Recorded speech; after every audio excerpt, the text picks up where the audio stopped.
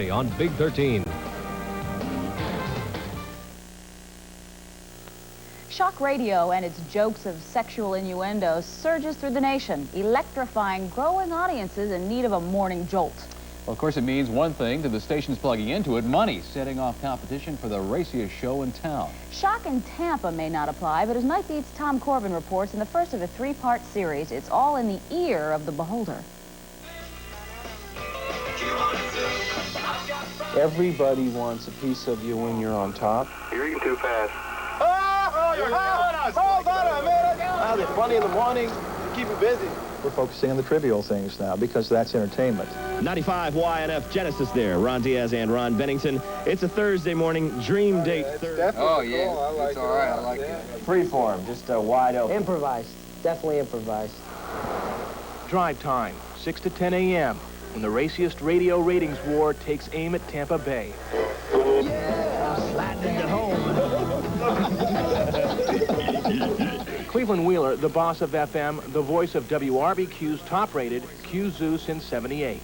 Every national publication that has spoken of the Q-Zoo in the context of shock radio, which we're not, has given us that claim to fame of playing Electric Avenue when there's an execution. It's time for you to fry. That's right. Bye-bye, say goodbye. So it was indeed a celebration.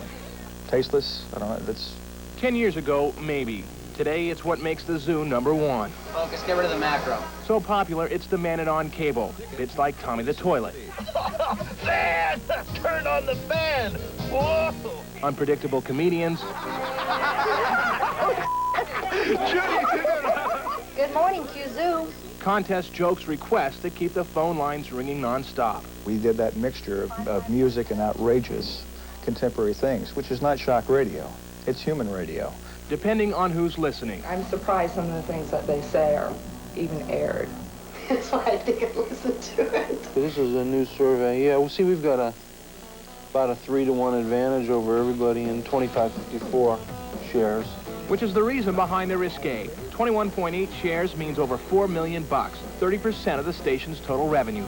Closest competition, WYNF at 8.3, up from 8th in a single year behind a pair called Ron and Ron. Last week, it was big unit dream date. A woman called in and said she'd prefer a guy who was, you know, measured up. And this week, we figured, let's do something for the guys. Also, not just a dream date, but they said you can do their laundry. I think people relate to what they have to say, and most importantly, I think they're the funniest guys in town. From taunting construction workers to dream dates for lesbians, radio vet Ron Diaz and comedian Ron Bennington make sex and humor their mainstay, too. I don't know about the girls, but you're turning Fez on pretty damn quick. You sound marvelous. With sidekick Fez Whatley feigning homosexuality, Ron and Ron tries to outdo the Q, aiming for the top. It's not shocking at all. It's what's going on in the world. What's I don't think you could shock people anymore. What goes on backstage? Anything that you might construe as innuendo, a young kid won't know what we're talking about. Well, it gets a little old after a while. Very racing.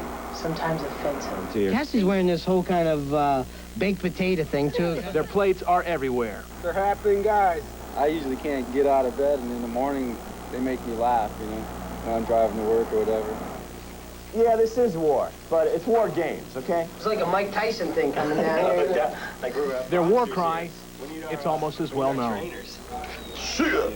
You're not out to kill them, you're just trying to make them look a little silly, a little stupid, a little out of touch. TriStar 1008 vacuum, that really sucks. But how far will it all go? When will the ratings hungry really have to hide in shame? It depends on the question, what's entertainment? Maybe PG sometimes, but it's very real. We're just a mirror of what's happening, you know? Tomorrow night, Tom meets the man they call the Mad Dog, Bob Lassiter of station WFLA.